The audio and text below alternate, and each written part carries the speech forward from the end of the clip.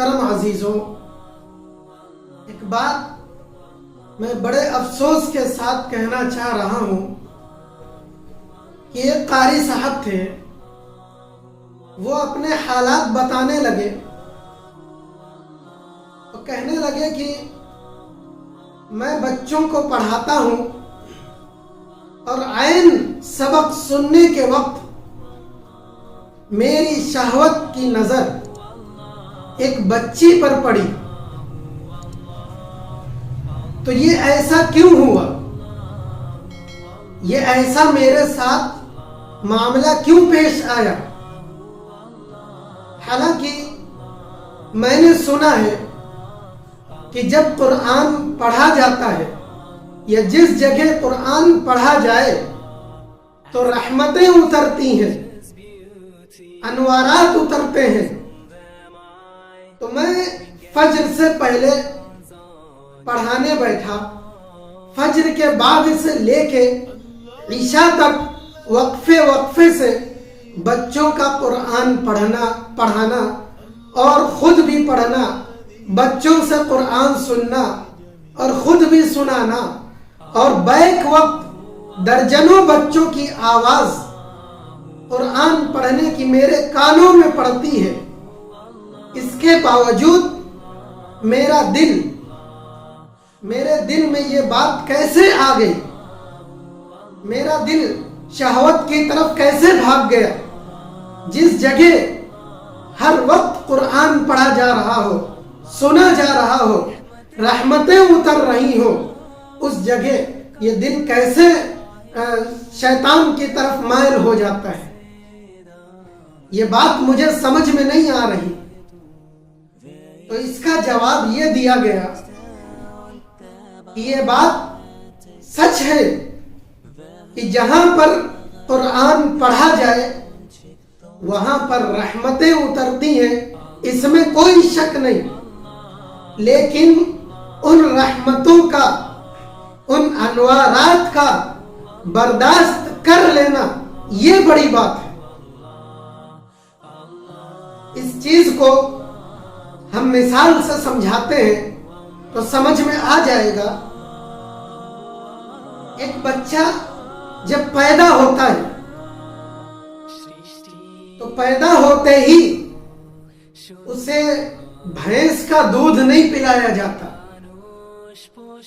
اگر اسے بھینس کا دودھ پلا دیا جائے تو اس کا معدہ برداشت نہیں کر پائے گا، اس کا معدہ خراب ہو جائے گا، اس سے دست لگ جائیں گے، لوز موشن آ جائیں گے۔ تو اس پیدا ہوتے ہی بچے کو ماں کا دودھ پلایا جاتا ہے یا پھر بکری کا دودھ پلایا جاتا ہے۔ بکری کا دودھ پتلا ہوتا ہے، ہلکا ہوتا ہے، اس وجہ سے بکری کا دودھ بھی پلایا جاتا ہے۔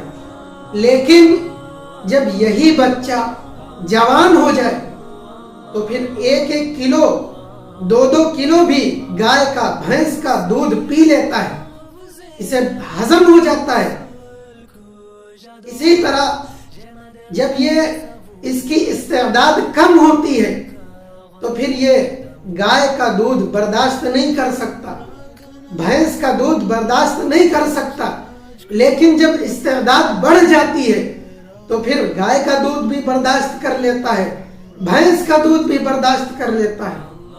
بالکل اسی طرح قرآن کریم کے جو انوارات ہیں یہ بہت ثقیل ہوتے ہیں، بہت بھاری ہوتے ہیں، انہیں برداشت کر لینا آسان نہیں ہے۔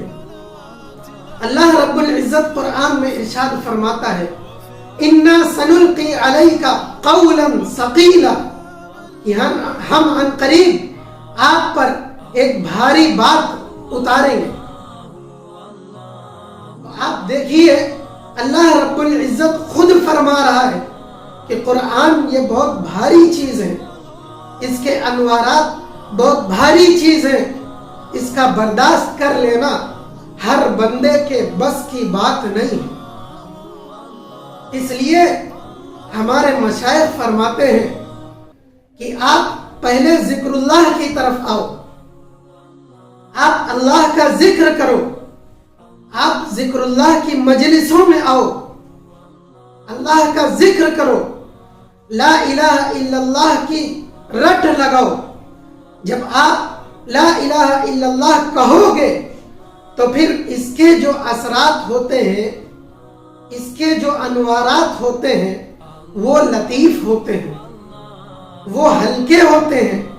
لہذا آپ جب ذکر اللہ کرو گے تو پھر آپ کا دل جتنا بھی غافل ہو، جتنا بھی آپ کا دل میل و کچیل سے بھرا ہوا ہو، جب آپ لا الہ الا اللہ کی رٹ لگاؤ گے، اللہ اللہ کی رٹ لگاؤ گے، تو پھر یہ اس دل پر جو میل لگا ہوا ہوگا وہ خود بخود اترنا چالو ہو جائے گا۔ اور جب یہ دل صاف ہو جائے گا، یہ دل صاف ستھرا ہو جائے گا، ذکر اللہ کا اثر، ذکر اللہ کے انوارات سے یہ دل اس کو جذب کرنے لگے گا، تو پھر اس کے بعد یہ قرآن شریف جب آپ پڑھو گے، اس کے جو ثقیل، اس کے جو بھاری انوارات ہیں، جو رحمت ہے، وہ پھر خود بخود دل میں اترنے لگے گی۔ ان انوارات کو یہ دل خود جذب کرنے لگے گا، لیکن اس سے پہلے آپ کو اللہ رب العزت کے ذکر سے اس دل کو صاف کرنا ہوگا۔